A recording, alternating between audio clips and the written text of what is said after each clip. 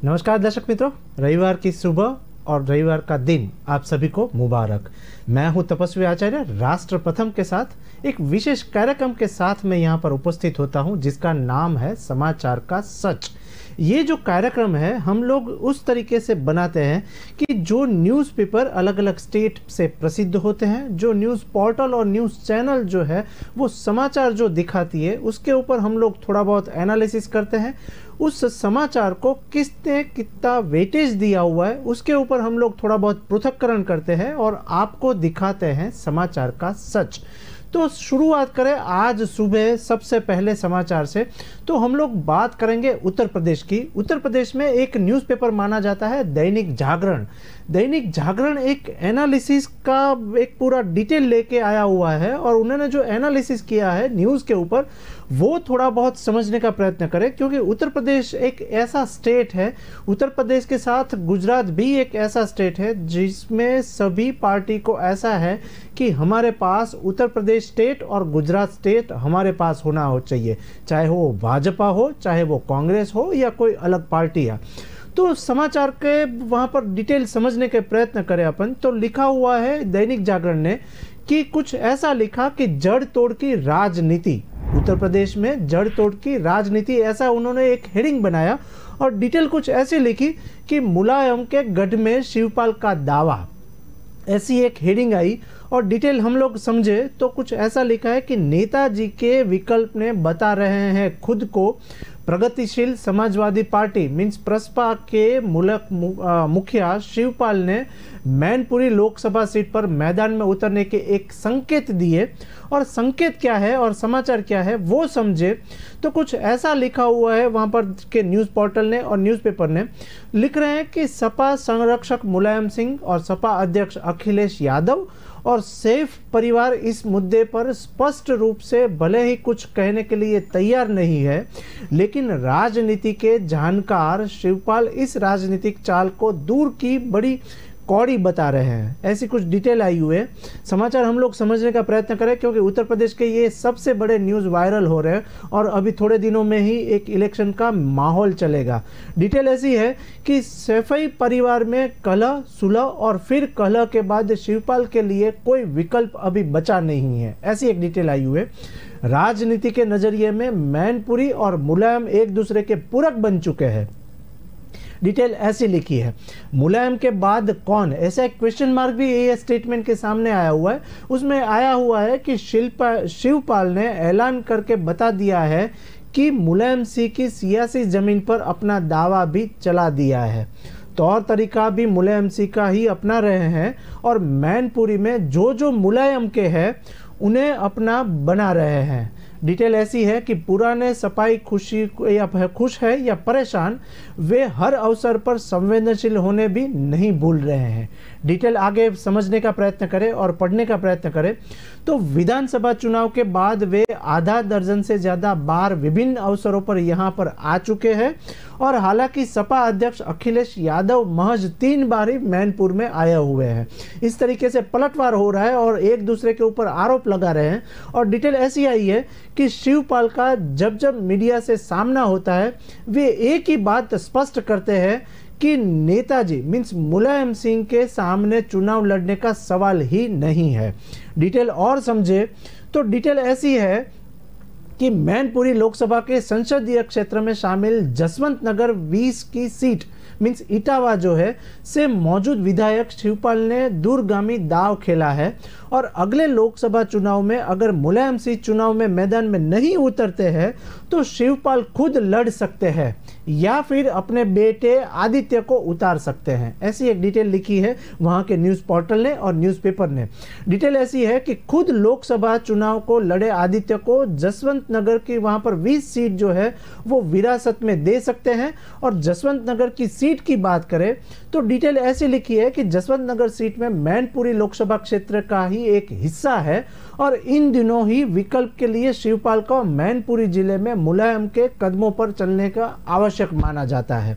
Detail ऐसी है कि संघर्ष के दिनों में मुलायम के साथ ही वहां पर रहे थे। शिवपाल ने इस पर एक अमल भी शुरू कर दिया है। क्या अमल किया हुआ है उसके ऊपर गौर फरमाए तो ऐसा कुछ लिखा है कि यादवों की बहुलता वाले करहल विधानसभा क्षेत्र में 5 बार उनकी आमद हुई है और इसी विधानसभा सीट से अखिलेश यादव विधायक है। अपने पिता की तरह आदित्य भी इस राह पर चल रहे हैं और विधानसभा चुनाव के बाद वह भी मैनपुरी खास तौर पर यादव बाहुल्य कर वहां पर क्षेत्र में 3 बार आकर लोगों से मिलकर मुलाकात कर चुके हैं। अब दूसरी ओर रुख करें, दूसरे समाचार की ओर रुख करें और दूसरे समाचार पढ़ने का ट्राई करें तो चंडीगढ़ में एक बहुत ही बड़ी घटना सामने आई है और बहुत ही बड़ी दुखद घटना सामने आई हुई है।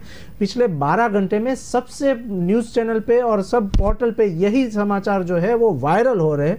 क्या समाचार है वो समाचार हम लोग पढ़े तो डिटेल ऐसी है कि मोहाली स्थित चंडीगढ़ यूनिवर्सिटी में देर रात 2:30 बजे एक हंगामा हो गया।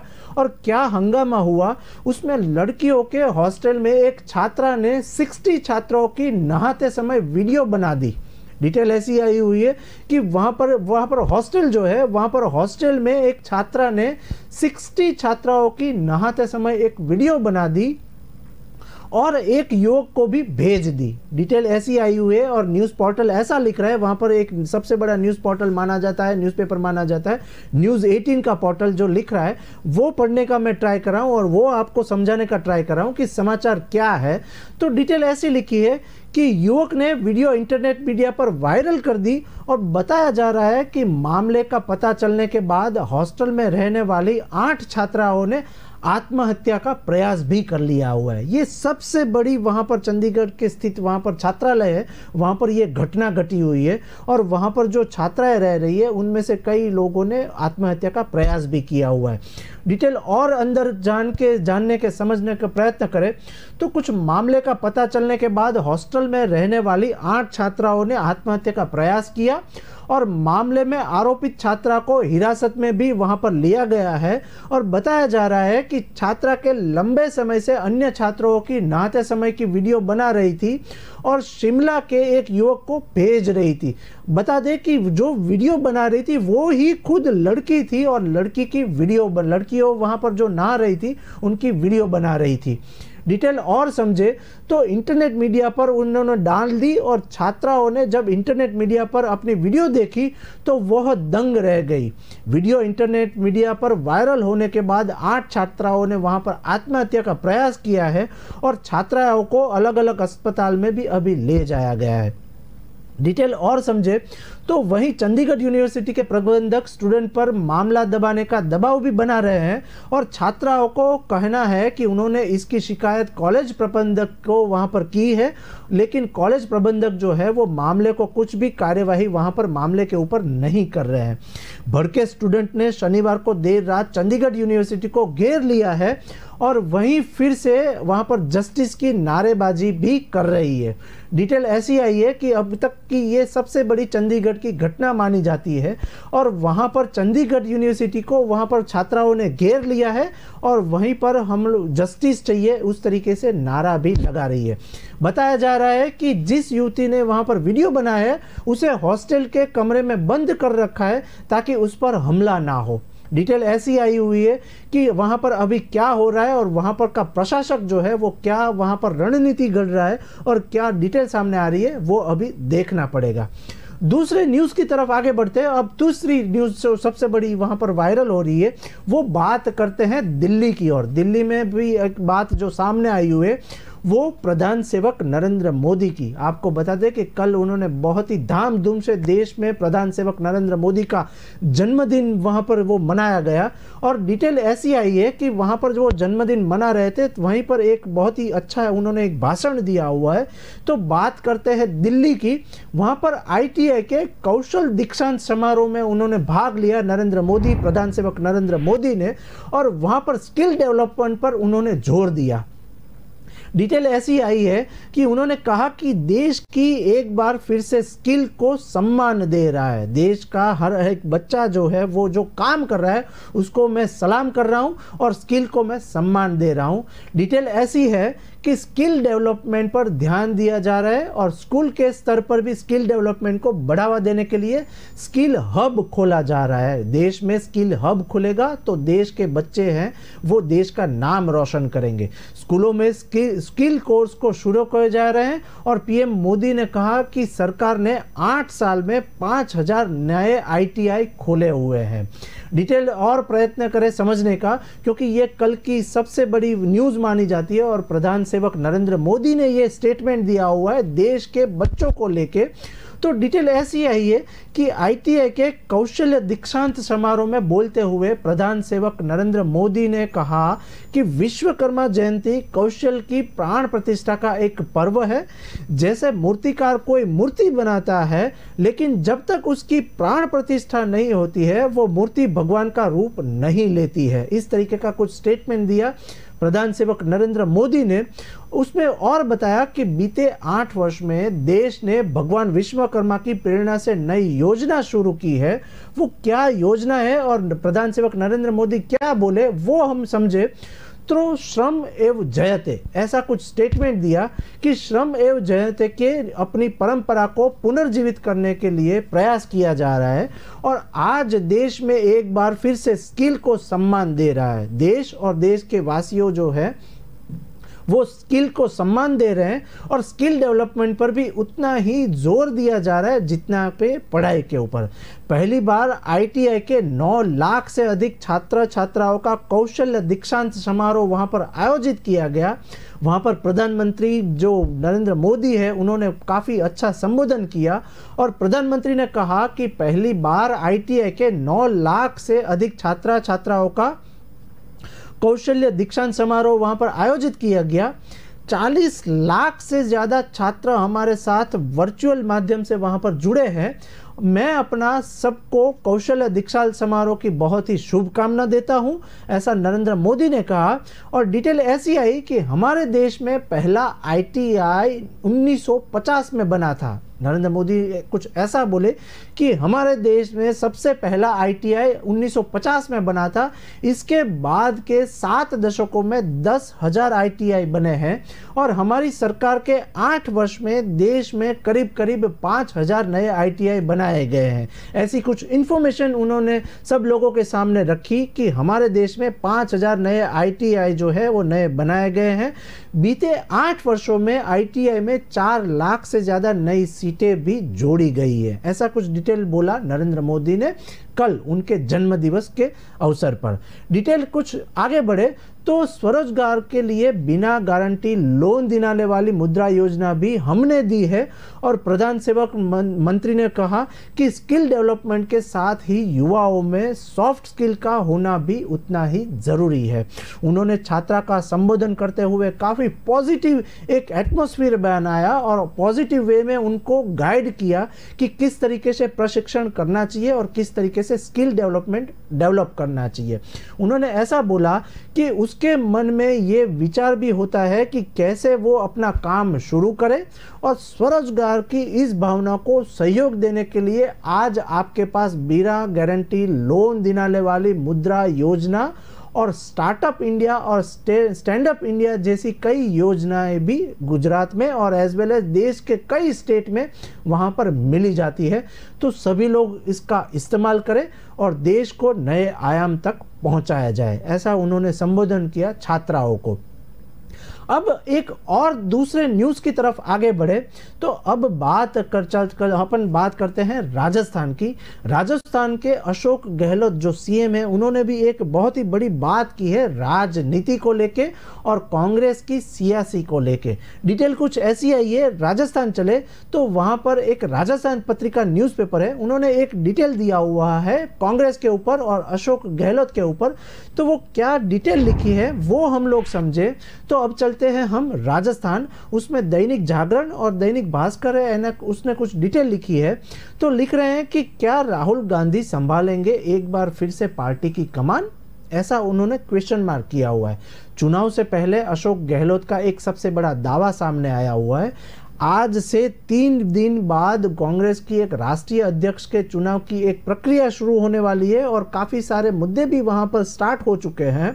तो डिटेल ऐसी आई है कि कौन पार्टी का अगला अध्यक्ष होगा, इसको लेकर एक सस्पेंस भी बरकरार है। तो डिटेल ऐसी लिखी है उन लोगों ने, वहाँ के न्यूज़पेपर ने, कि राहुल गांधी ने यह कहकर एक सस्पेंस को और बढ़ा दिया है कि अध्यक्ष बनना है कि नहीं इसका फैसला उन्होंने कर लिया है, लेकिन वो अपना जवाब चुनाव के दौरान ही देंगे। ऐसा राहुल गांधी ने एक स्टेटमेंट दिया हुआ है। तो काफ़ी इसमें सस्पेंस भी जमा हुआ है और काफ़ी गर्मा गर्मी भी बनी हुई है राजस्थान में। डिटेल हम लोग समझने का प्रयत्न करें, क्योंकि आए दिन और वहाँ पर अगले दिन जो है वो काफ़ी सारे स्टेट में चुनाव होने वाले हैं। खासकर राजस्थान, उत्तर प्रदेश, मध्य प्रदेश, महाराष्ट्र, कहीं पर जगह पे चुनाव होने के अभी थोड़े दिन ही बाकी है। तो डिटेल ऐसी आई है कांग्रेस की कि कांग्रेस महासचिव जयराम रमेश की ओर से अभी हाल ही में कहा गया कि अध्यक्ष चुनने के लिए व्यापक सहमति बनाई जानी चाहिए और बनाई गई है, और साथ ही कहा कि किसी भी स्थिति में संगठन से जुड़े मामले में नेहरू गांधी परिवार का महत्व बना रहेगा। और दूसरी ओर शशि थरूर, मनीष तिवारी और पार्टी के कुछ दूसरे नेताओं ने चुनाव में निष्पक्षता को लेकर एक सवाल भी वहां पर किए गए हैं और सवाल भी बहुत ही बड़े खड़े हुए हैं। तो वहां पर एक ऐसा बाबत सामने आया हुआ है कि सहमति बनाई जानी चाहिए, और साथ ही में वहां पर कई लोगों ने एक क्वेश्चन मार्क भी किया हुआ है अध्यक्ष को बनाने के लिए, जिसमें सबसे बड़ा नाम जो आ रहा है क्वेश्चन मार्क जिसने किया हुआ है उसमें कांग्रेस के प्रवक्ता नेता जो है वो शशि थरूर, मनीष तिवारी और पार्टी में कुछ और लोग हैं जिन्होंने एक क्वेश्चन मार्क किया हुआ है। तो डिटेल ऐसी है कि कुछ दूसरे नेताओं ने चुनाव में निष्पक्षता को लेकर सवाल उठा रहे हैं, और वही इन सब के बीच एक बार फिर से बड़ी तेजी से एक बार फिर राहुल गांधी को अध्यक्ष बनाए जाने की मांग और जोर पकड़ रही है, क्योंकि वहां पर अब दूसरा कोई रास्ता भी शायद नहीं दिख रहा है कांग्रेस को। डिटेल ऐसी आई है कि शनिवार राजस्थान में मुख्यमंत्री अशोक गहलोत ने राहुल गांधी को कांग्रेस का राष्ट्रीय अध्यक्ष बनाए जाने का एक प्रस्ताव रखा हुआ है, और वहीं छत्तीसगढ़ के सीएम भूपेश बघेल ने भी वह कहा कि 2024 के लोकसभा चुनाव में कांग्रेस की कमान राहुल गांधी के हाथों में होनी चाहिए। तो अब देखना यह होगा कि कांग्रेस की कमान कौन संभाल रहे हैं। और इस बीच एक डिटेल ऐसी आई है कि अब इस कड़ी में दूसरे नेता भी पीछे नहीं दिखना चाह रहे हैं। राहुल गांधी को पार्टी अध्यक्ष बनाने का एक प्रस्ताव पास किया जाएगा या नहीं किया जाएगा वो अब देखना रहेगा, लेकिन कांग्रेस के राष्ट्रीय अध्यक्ष बने जाने के लेकर शनिवार को राजस्थान प्रदेश कांग्रेस कार्यालय में पीसीसी डेलीगेट्स की एक बैठक भी हुई है। उसमें क्या हुआ है वो समझे तो न्यूज़ ऐसे है कि बैठक में सीएम गहलोत के अलावा प्रदेश प्रभारी अजय माकन, पीसीसी के चीफ गोविंद सिंह डेटासर और समेत दूसरे कई नेता वहां पर मौजूद थे। और राजस्थान के मुख्यमंत्री अशोक गहलोत ने फिर से दोहराया कि उनकी इच्छा है कि राहुल गांधी कांग्रेस की कमान संभाले, और सीएम की इस बात का पार्टी के प्रदेश अध्यक्ष और दूसरे प्रतिनिधियों ने हाथ उठाकर वहां पर समर्थन भी किया हुआ है। दूसरी एक डिटेल ऐसी है कि इससे पहले राजस्थान प्रदेश कांग्रेस कमेटी के प्रतिनिधियों और डेलीगेट्स की बैठक भी हुई थी। वहां पर प्रदेश अध्यक्ष और राजस्थान के अखिल भारतीय कांग्रेस कमेटी के प्रतिनिधि चुनने का एक अधिकार जो है वो पार्टी के राष्ट्रीय अध्यक्ष को देने का एक प्रस्ताव भी पारित किया गया था। वहां पर कांग्रेस की कमान अभी संभाल रहे राहुल गांधी की ही पास का नाम साथ में आया था। उसी बीच छत्तीसगढ़ के सीएम भूपेश बघेल ने भी अभी हाल ही में कहा है कि 2024 की लोकसभा चुनाव में कांग्रेस की कमान राहुल गांधी के हाथ में ही होनी चाहिए। तो अब देखना यह रहेगा कि सब लोगों की बात राहुल गांधी सुन रहे हैं या नहीं। डिटेल ऐसी है कि इसके पीछे कारण गिनाते हुए भूषण बघेल ने कहा कि राहुल गांधी से लोगों का जुड़ाव भी है और केंद्र सरकार से लड़ते हुए भी अकेले वो दिखाई दे रहे हैं और काफ़ी अच्छी तरीके से वो लड़ रहे हैं। उन्होंने कहा कि राहुल गांधी ही सर्वमान्य नेता हैं और उनसे बेहतर कोई कांग्रेस में नहीं है। बघेल ने खुद को कांग्रेस का राष्ट्रीय अध्यक्ष बनने की संभावना को खारिज करते हुए कहा कि न तो वो दावेदार है और न ही उनकी इच्छा भी है। पार्टी जो बोलेगी वो मैं करूंगा। उनसे इस पद को संभालने के लायक योग्यता भी नहीं है, ऐसा कि भी कुछ उन्होंने एक स्टेटमेंट भी दिया। कुछ समय पहले गुलाम नबी आज़ाद ने जब कांग्रेस छोड़ने के बाद बात की थी, उस वक्त बुदेल ने उन पर एक करारा हमला बोला था और भूपेश बदल ने कहा था कि कांग्रेस छोड़ने वाले नेताओं की कोई हैसियत ही नहीं है। डिटेल ऐसी आई हुई उनके सामने कि हमेशा नेहरू गांधी परिवार का सबसे बड़ा महत्व बना रहेगा और कांग्रेस महासचिव जयराम रमेश ने भी पार्टी अध्यक्ष चुनने की प्रक्रिया शुरू होने से पहले कुछ ही दिनों पहले कहा कि नए अध्यक्ष चुनने के लिए वहां पर व्यापक सहमति बनाई जाएगी। अब देखना यह रहेगा कि राहुल गांधी नए अध्यक्ष बन रहे हैं या नहीं बन रहे। तो वही चिंता का विषय सबसे कांग्रेसी नेताओं को भी है और बाकी के नेताओं की पार्टियों के भी है। अब दूसरे न्यूज़ की तरफ आगे बढ़े तो एक एमपी का सबसे बड़ा न्यूज़ सामने आ रहा है और विविध पोर्टल ने भी ये न्यूज़ को सबसे बड़ा वायरल भी किया हुआ है और लिखा भी हुआ है। तो एमपी के कुछ न्यूज़ हम समाचार समझने का प्रयत्न करें तो एमपी के 17 जिलों में झूमकर बरसा मॉनसून, क्योंकि अब बारिश बंद होने का नाम नहीं ले रही है दूसरे स्टेट में, तो एमपी में अभी बारिश शुरू हुई है। ऐसे कुछ न्यूज़ सामने आए हुए हैं। डिटेल हम लोग एमपी के बारे में समझे तो वहाँ पर सीज़न में सबसे ज़्यादा बारिश अभी स्टार्ट हुई है और वहाँ पर बारिश जो भोपाल में 69 इंच बारिश वहाँ पर भोपाल में बरसी हुई है। जानिए अब कहाँ गिरेगा पानी, ऐसा कुछ क्वेश्चन मार्क विविध पोर्टल ने दिया हुआ है। तो डिटेल ऐसी सामने आई हुई है कि मध्य प्रदेश में मॉनसून सीजन को 3 महीने हो चुके हैं और अभी बारिश स्टार्ट हुई है। मॉनसून ने 60 जून को वहां पर प्रदेश में एंट्री की थी। अब तक का 17 शहरों में बारिश की हाफ सेंचुरी पूरी हो चुकी है, यानी यहां पर 50 इंच से ज़्यादा वहां पर अधिक पानी गिर चुका है और सबसे ज़्यादा बारिश भोपाल में 69 इंच बारिश वहां पर पानी गिरा हुआ है और जुलाई और अगस्त में सबसे ज़्यादा पानी वहां पर गिरा, ऐसा एक स्टेटमेंट सामने आया हुआ है। सितंबर से पहले 2 सप्ताह में पानी वहां पर गिरा था लेकिन बहुत ही बारिश कम आई थी। अब दूसरी बात करें तो तीसरे सप्ताह में 4 दिन की बारिश ने कई इलाकों में एक तबादला वहां पर कर दिया है और कल मीन्स शनिवार से प्रदेश को तेज बारिश से राहत मिली।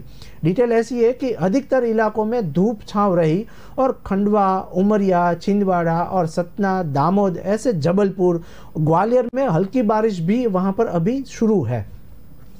सबसे ज़्यादा जो बारिश हुई है वहाँ पर खंडवा में 1 इंच से ज़्यादा सबसे बारिश वहाँ पर ज़्यादा हुई है। तो वहाँ पर खेत में भी अभी क्या सिचुएशन है वो एक डिटेल आई है कि भोपाल में दोपहर तक बादल छाए गए रहे और फिर हल्की धूप भी वहाँ पर निकली, लेकिन यहाँ पर जो बारिश हुई है वो सबसे ज़्यादा अभी लगातार शुरू हो रही है। प्रदेश में अब तक 44 इंच टोटल बारिश हुई है और यह सामान्य 36 इंच से 8 इंच ज़्यादा हुई है। तो इसका सबसे ज़्यादा फायदा होगा वो खेत को होगा, खेत के वहाँ पर मजदूर लोग काम कर रहे हैं उनको होगा। जुलाई और अगस्त में 17 इंच बारिश हुई थी और सितंबर में 6 इंच से ज़्यादा पानी गिरा था। वहीं पर तीसरी सप्ताह में अभी दिन की वहाँ पर बारिश अभी स्टार्ट है और यह आंकड़ा बढ़ भी सकता है, ऐसा वहाँ पर लोगों का मानना भी है। अब ज़्यादा बारिश होने का कारण क्या है वो समझने का प्रयत्न करें तो एक न्यूज़ पोर्टल ऐसा लिख रहा है कि अधिक बारिश वाले इलाकों में सबसे अधिकांश जिले में अरब और बंगाल की खाड़ी से आने वाले दोनों मॉनसून का एक सबसे बड़ा असर पड़ा हुआ है और ऐसे में इन इलाकों में ज़्यादा बारिश हुई है। आमतौर पर यहाँ पर प्रदेश की सबसे ज़्यादा बारिश होती है, लेकिन कम बारिश होने के कारण रिटायर्ड मॉनसून वैज्ञानिक के पीके साहा ने बताया कि कम बारिश वाले ज़िले में किसी एक तरफ से, यानी कि अब जो अरब सागर वहाँ पर है वह या फिर से बंगाल की खाड़ी से आने वाले मॉनसून की बारिश वहाँ पर होती है, यानी इन इलाकों में कम बारिश होने के लिए भौगोलिक स्थितियाँ जिम्मेदार है। ये इलाके दूसरे राज्यों की बॉर्डर पर होने के कारण वहाँ की परिस्थितियों का भी असर वहाँ पर पड़ सकता है और जो बारिश होगी वो 20 सितंबर तक नया सिस्टम वहाँ पर एक्टिव होगा और देखना ये होगा कि वहाँ पर ज़्यादा बारिश हो रही है या नहीं। अब एक दूसरे न्यूज़ की तरफ रुख करें तो लोकसभा चुनाव में साउथ के ऊपर हम लोग फोकस करें तो वहाँ पर 2024 लोकसभा चुनाव के लिए मिशन साउथ पर बीजेपी गृह प्रधान अमित शाह और बीजेपी के नड्डा ने कमर कसी है। तो साउथ को वो लेकर बहुत ही फोकस है बीजेपी की पार्टी और बीजेपी के नेता। क्या है समाचार वहाँ पर साउथ के वो समझे तो विविध न्यूज़पेपर वहाँ पर सबसे ज़्यादा एक न्यूज़ पढ़ा जाता है, वो लोक पत्रिका न्यूज़ वहाँ पर चल रहा है वो पढ़ा जाता है। तो उसमें कुछ डिटेल ऐसी आई हुई है साउथ को लेके कि लिखा है कि दक्षिण के 5 राज्यों की 129 सीटों पर भाजपा की एक नज़र वहाँ पर बनी हुई है और वहाँ पर सबसे कड़ी लड़ाई तेलंगाना में है। डिटेल ऐसी है कि भाजपा ने 2024 के चुनावी रणनीति के लिए अपनी ताकत दक्षिण के 5 राज्यों में झोंकने की एक तैयारी की है। उसमें जो सबसे ज़्यादा काम कर रहे हैं वो गृह प्रधान अमित शाह है। डिटेल ऐसी आई है कि केरल, कर्नाटक, तेलंगाना, आंध्र प्रदेश और तमिलनाडु में लोकसभा के 129 वहाँ पर सीट है और भाजपा यह संघ पृष्ठभूमि वाले चेहरा परंपरागत वंशवादी पार्टियों के असंतुष्ट नेताओं को साथ लेने के साथ ही विभिन्न क्षेत्रों में सक्रिय और गैर राजनीतिक प्रतिभाओं को लेकर लोकप्रियता का सहारा लेने की एक रणनीति वहां पर चल रही है। वहां पर देखना यह होगा कि भाजपा की सबसे बड़ी रणनीति क्या होगी। तो वहां पर डिटेल ऐसी है कि भाजपा की हैदराबाद में हुई राष्ट्रीय कार्यकारिणी बैठक में मिशन साउथ का रोड मैप तय किया गया और वहां पर जो डिटेल आई हुई है वहां पर कुछ न्यूज़ पोर्टल और न्यूज़पेपर ऐसा लिख रहे हैं कि भाजपा के मिशन साउथ पर केआरसी ने वहां पर स्टालिन निशान पर वहां पर रहे हैं और स्टालिन निशाने पर एक डिटेल ऐसी है कि इसके तहत आने वाला 18 महीने का 6-6 माह के 3 चरणों में बांटकर इस अभियान को गति दी जाएगी। और वो क्या गति दी जाएगी उसमें डिटेल ऐसी लिखी है कि भाजपा का मानना है कि उत्तर में ग्रोथ सैचुरेशन के बाद अब दक्षिण में वहाँ पर जमीन बनानी होगी, जगह बनानी होगी। इस रणनीति के तहत भाजपा ने केरल से पीटी उषा, आंध्र से विजेंद्र प्रसाद, कर्नाटक से वीरेंद्र हेगड़े और तमिलनाडु से इलाया राजा को राज्यसभा में भेजा है। और मिशन साउथ में भाजपा के मुख्य निशाने पर तेलंगाना में टीआरएस नेता और केआरसी और तमिलनाडु में द्रमुक नेता वहां पर एमके स्टालिन वहां पर है। तो अब देखना ये होगा कि तमिलनाडु और वहाँ पर उत्तर प्रदेश के साथ कई स्टेट वहाँ पर ऐसे हैं कि वहाँ पर भाजपा कैसे जोर लगा रहा है और अमित शाह की रणनीति वहाँ पर जीत रही है या हार रही है, क्योंकि बाकी की पार्टियां भी वहाँ पर फोकस है और रणनीति कैसे बन रही है और जीत किसकी होती है वो अब देखना होगा। अब आगे बात करते हैं देश की एक सबसे बड़ी जो पार्टी अभी नई उभर के आई हुई है वो आम आदमी पार्टी की। आम आदमी की एक न्यूज़ सामने आ रही है कि कई बार और अभी लगातार आम आदमी पार्टी के कई नेता कई ना कई मुद्दे पे आमने सामने आ रहे हैं और किसी जोलबाजी में भी वो आपके नेता जो है वो सामने दिख रहे हैं। तो एक न्यूज़ ऐसा आया हुआ है आम आदमी पार्टी के बारे में कि आम आदमी पार्टी के मंत्री की करीबी जो व्यक्ति है वो नशे की तस्करी में एक गिरफ्तार हुआ है और असम पुलिस ने उसको पकड़ लिया है। भाजपा ने एक ट्वीट भी जाहिर किया हुआ है कि इससे नज़र के साथ आरोपी जसविंदर सिंह की एक तस्वीर भी शामिल की है कि जो आपका वो नेता है उसके साथ भी की तस्वीर जो है वो भाजपा नेता ने वहाँ पर ट्वीट किया हुआ है। डिटेल क्या है वो समझे तो अभी आने वाले दिनों में कई स्टेट में भाजपा और आपका पार्टी का आमने सामने होने वाला है इलेक्शन में। तो वहीं पर असम पुलिस ने 850 किलो गांजा के साथ एक व्यक्ति को गिरफ्तार किया हुआ है और भाजपा ने आरोप लगाया है कि गिरफ्तार व्यक्ति पंजाब की आप सरकार के कैबिनेट मंत्री इंदरबीर सिंह निज्जन का नज़दीकी रिश्तेदार है। डिटेल ऐसी है और भाजपा ने उसका फोटो भी वायरल किया हुआ है, ट्वीट के साथ वायरल किया हुआ है। तो अब देखना ये होगा कि आप क्या उसका जवाब दे रही है और भाजपा उसको किस तरीके से ले रही है। ऐसे ही हम लोग नए समाचार ढूंढते रहेंगे और आपको दिखाएंगे समाचार का सच। तो दर्शक मित्रों आज के लिए बस इतना ही, कल फिर से मिलेंगे। नमस्कार।